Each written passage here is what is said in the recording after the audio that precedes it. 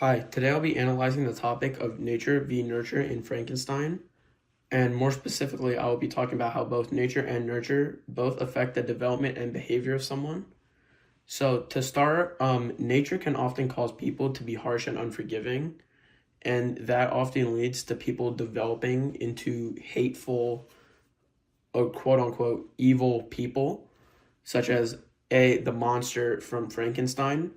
The monster learned from people who hated him, and due to that, he eventually sought revenge against them.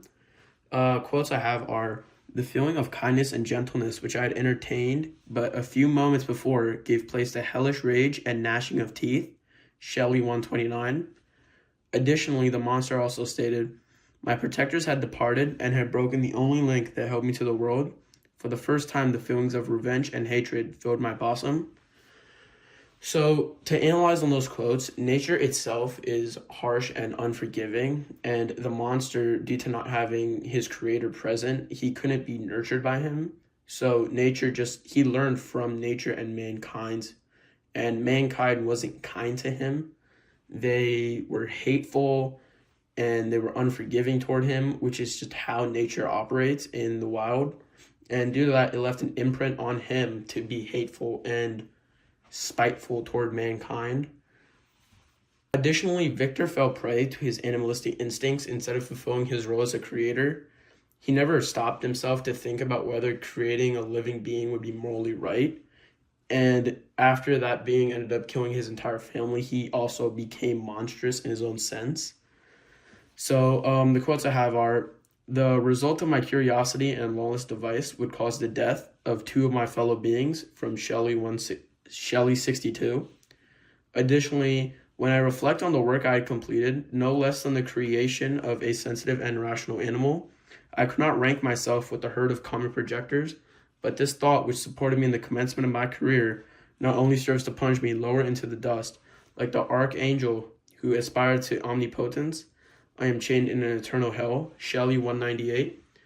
So Victor's urge to create just overcame his sense of morality, and he was just infatuated with his experiment, and he just mindlessly completed it, similar to like how you'd explain like a zombie, which just shows how he himself was just harsh and unforgiving. And he just abandoned his creation the first time he saw it, and he realized what he was actually doing. However, even though nature can be harsh and unforgiving, nurture can overcome nature in a sense. And to support that claim, I have an example from the movie Edward Scissorhands. As Edward was brought into the family and taught morals, and he was eventually implemented into society and accepted by all the people of the town, he was able to cut hair, bushes, dogs, and was just a helpful part of the society. He found happiness after being nurtured by Peg, compared to his past where he was just all alone in his little mansion. And this just shows how, with proper care, he can be a better version of himself. Because people, when they first saw him, they just thought, oh, he was a monstrous being similar to Frankenstein's monster.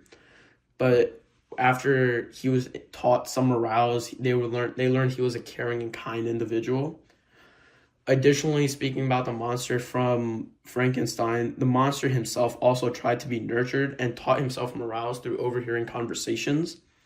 The villagers kind of in some way nurtured him without ever seeing or helping him. And while his nature was monstrous, he himself had learned how to be caring and helpful.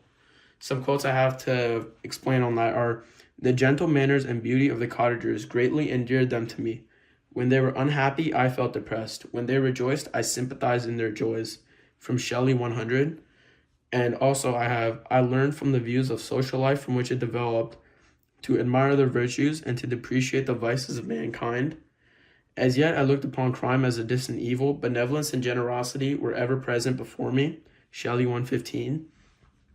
By spying on these villagers, he learned what proper morals were and like what he should and shouldn't do, even though eventually he did succumb to being evil. He still tried to be a good person, and he learned what was good and what was bad. He was able to differentiate between the two. And just the cottagers themselves, he was able to form a connection with them Because as he said, when they were unhappy, I felt depressed. When they rejoiced, I sympathized in their joys. He learned how to be caring and have empathy. And that just shows how nurture can overcome nature in a sense.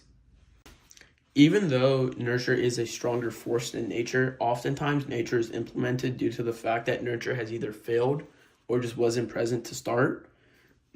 For example, Frankenstein had failed to nurture his own creation.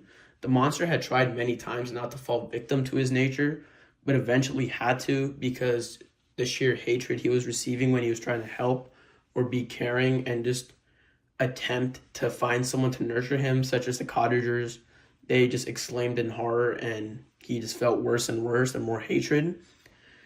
And he ended up falling victim to his nature as he didn't have ideals implemented in him from the get-go. And some quotes I have are, I am content to suffer alone while my suffering shall endure. When I die, I am well satisfied that abhorrence and opprobrium should load my memory, from Shelley 208. And I believe this quote just shows how even though at the end he understood he had killed his own creator, he killed Frankenstein, he still felt responsible and he still felt empathy.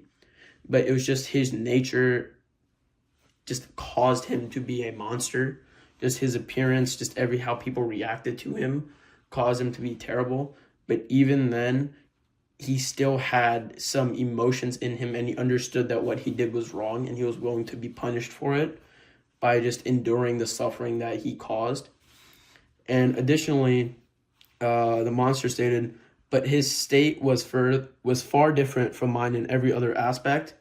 He had come forth from the hands of God, a perfect creature, happy and prosperous, guarded by the especial care of his creator. He was allowed to converse with and acquire knowledge from beings of a superior nature, Shelley 117. And there he's just comparing himself to Adam from Paradise Lost, as he feels that if he was given the responsibilities and he was given the opportunities Adam was given, he himself would not have turned out the same way he had. And he would have turned out more similar to Adam, who was regarded as a perfect being and who was going to be given the reins to control mankind from God.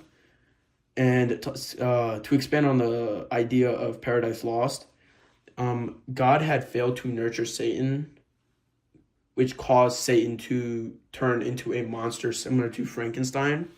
And Satan was the result of his nature, as his nurture had failed. And a quote I have for that is, with what delight could I have walked the ground, if I could joy in aught sweet interchange, rocks, dens, and caves, but I in none of these find place or refuge. The more I see pleasure about me, so much more I feel torment within me, as from a hateful siege, Milton 114 to 121. And that quote just shows how Satan was just abandoned by God due to his uprising he held against him. And that just caused him to find refuge in just the deepest, darkest places, which led his heart to also be deep and dark and just more evil.